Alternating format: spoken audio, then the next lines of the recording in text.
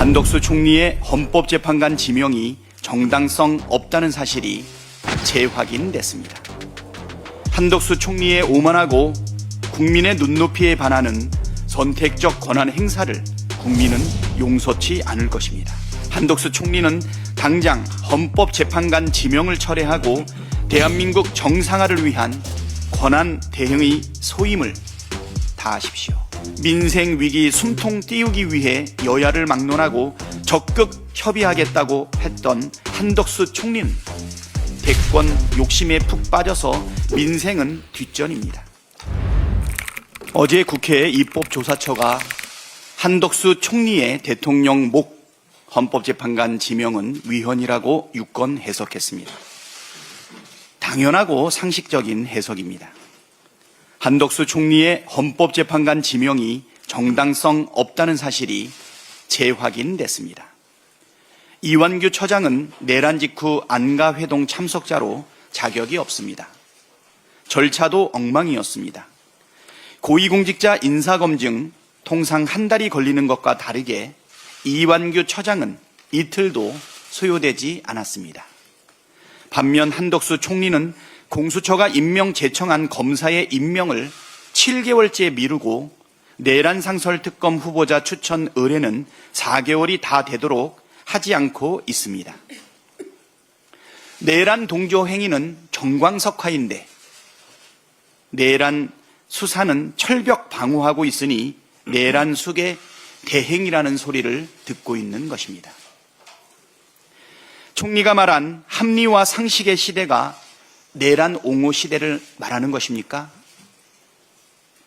한덕수 총리의 오만하고 국민의 눈높이에 반하는 선택적 권한 행사를 국민은 용서치 않을 것입니다. 정치적 야심에 빠져 대한민국의 역사를 퇴행시키고 헌법 수호 책무를 저버리고 헌법 파괴를 주도하는 것을 좌시할 수 없습니다. 한덕수 총리는 당장 헌법재판관 지명을 철회하고 대한민국 정상화를 위한 권한 대행의 소임을 다하십시오. 파면의 이익이 국가적 손실을 압도한다는 헌법재판소 결정문 잉크가 마르기도 전에 국민의 힘이 경제는 국민의 힘이라는 회개한 모토를 꺼내들었습니다. 윤석열 정부와 국민의힘 집권 3년 동안 경제 성적표가 낙제점이었던 걸 잊은 모양입니다. 지난 3년간 우리 경제는 1%대 저성장을 기록하며 폭망에 폭망을 거듭했습니다. 무능한 경제는 건전 재정만 고집하더니 국가 채무는 3년간 205조 원가량 늘었습니다.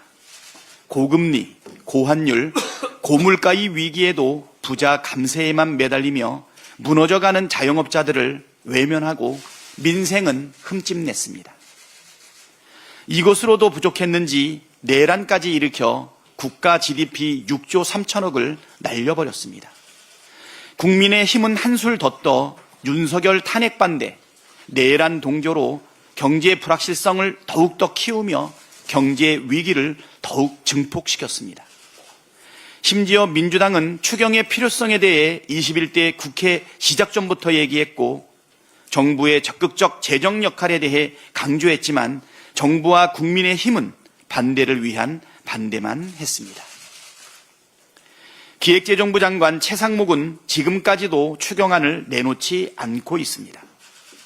민생 위기 숨통 띄우기 위해 여야를 막론하고 적극 협의하겠다고 했던 한덕수 총리는 대권 욕심에 푹 빠져서 민생은 뒷전입니다.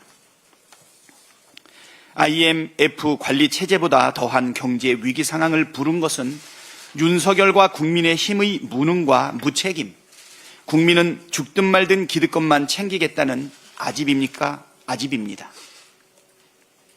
사실이 이러한데 어디서 뻔뻔하게 경제는 국민의힘 운운합니까? 경제는 국민의힘이 아니고 경제 폭망이 국민의힘입니다. 국민을 바보 취급하며 속일 생각 말고 경제 폭망에 대해 석고대죄부터 하길 바랍니다. 우리 홍성국 최고님의 말씀처럼 경제는 민주당입니다. 안보도 민주당입니다.